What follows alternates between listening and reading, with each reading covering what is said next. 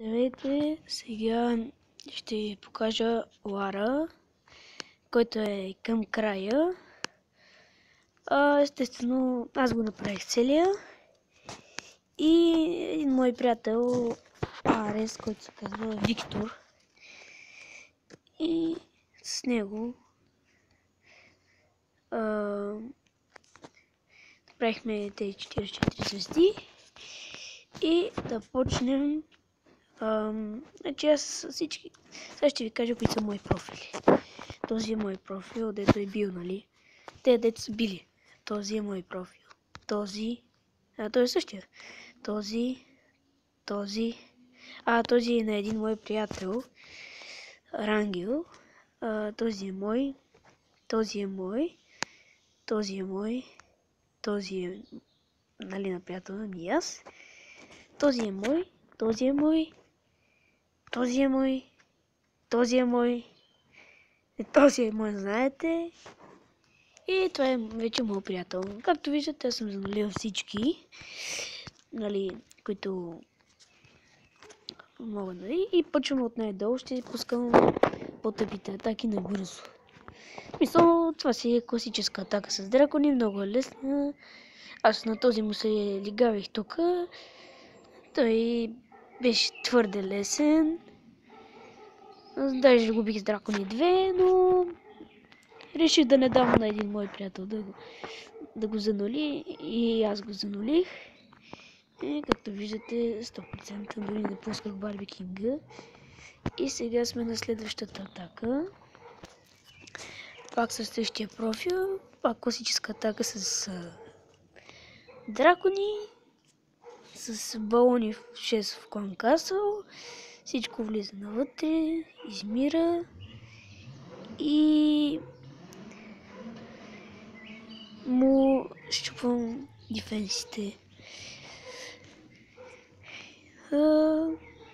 Те всичките са много лесни. Тук малко ми бият Барби Кинга. И какво да ви кажа? Този са останали 7 дракона. Такова съм атакувал. Сега една атака малко на късмет с 3 рейджа. Добре беше. Те самолети... Аз понеже съм навън, както виждате, бием Т8. Виждате, за доста време съм го бил. Ще ви забърза малко. И ето какво става. Чупим от този дефенс. Този рейдж не знам защо така го пуснах, обаче така стана. Тук тези балони ми щупиха Air Defense. Много добре се получи. Обаче този Air Defense остана жив. И ето какво става. Пускам Барби Кинга оттам, за да ми щупи Air Defense. Щупи Air Defense. Тази хидната сла малко ме ядоса, нали? Този, вижте дракона колко малко кръв. Барберен Кинг и той на малко кръв вече остава. И какво? Остава един Барби Кинг и един дракон на малко кръв. Общо взето голяма късмет.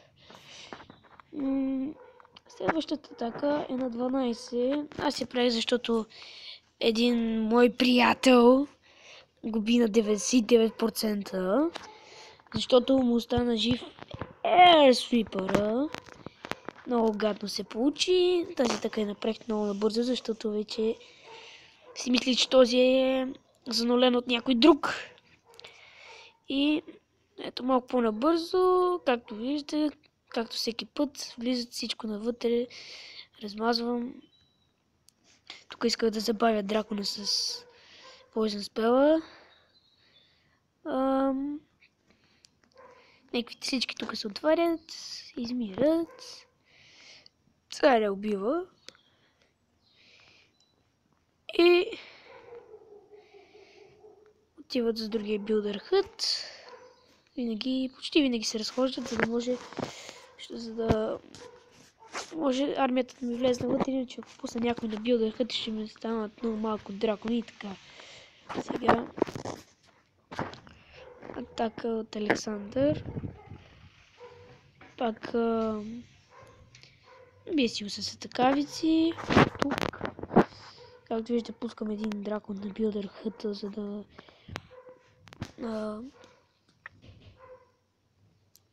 го унищожи, защото после пак ще се разхождат както миналия път. Но както виждам още от сега, малко ще се поразхождат драконите.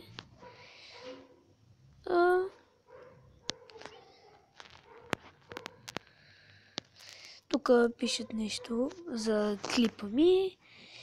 Ще напиша къде ще го качат, питат. В YouTube.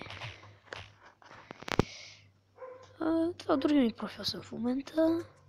Атаката не беше чак толкова сложна. Балоните остават живи малко. И много ме дразнат напоследък свипарите. Как ми духат балоните и драконите, че направо се... тук нещо много искат. Няма елдър, защото той наскоро влезе в клана и иска елдър. Този арес го направих елдър, защото ми е приятел, обаче иска и колидър, аз му казах. Някой, другия лар, със сигурно нещо оплаква, тук ги забързах заради свипъра да ми прави тия шеги. Защо не си се доказал? С какво? Те ще се оправят, аз няма какво да... Нищо съм битли на клана, няма какво да говоря с тях сега. Наскоро мисля да направя нова страница или да смена името, ще видя как ще става това.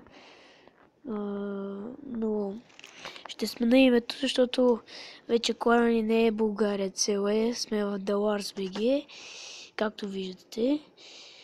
И клана си е чисто мой, там понеже нямаше лидерство, го махнахме се и сега клана общо взето е зарязан. И там в момента не е много добре с него.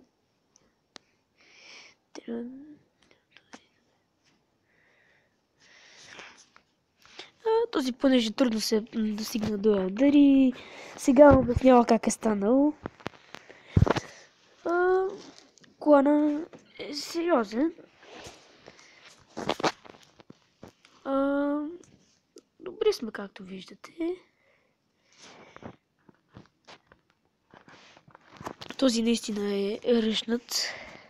Ръшнат, надявам се, какво означава. Знаете какво означава тази дума.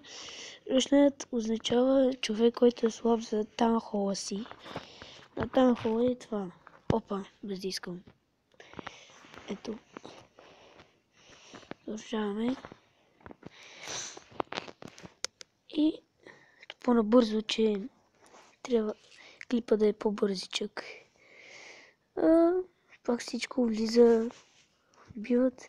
И когато балоните останат така живи, то е ясно, че успявам да го взема на 100%.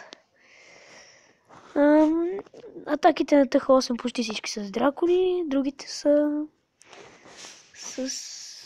имам една атака с хогове само. Сега ето ви атаката с Алексиор БГ, която пак беше с дракони. Пак на такава база, този беше слабичък. Ето, пак набързо. Атаката беше много бърза.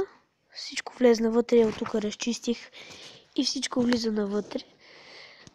Щом всичко влезе навътре, значи вече нямате проблеми. Хубаво е, когато няма вече да изчистим оръжията. Тук нещо ще да гръмва. И сега тази атака няма да ви показвам. Право скачаме на тези атаки, защото няма много време. Ето ви набързо. С прасета изчистим Coin Castle с поизни спелове. Нещо запробвах тук и Барби Кинг, малко да го... Така. Пускам арчери да изчистят и ето тук пускам да изчистят Giant бомбите. Малко прасета и с останалите прасета унищожавам базата. И ето какво става.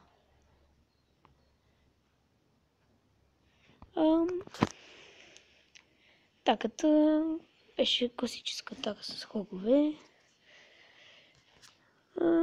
Добре се получи.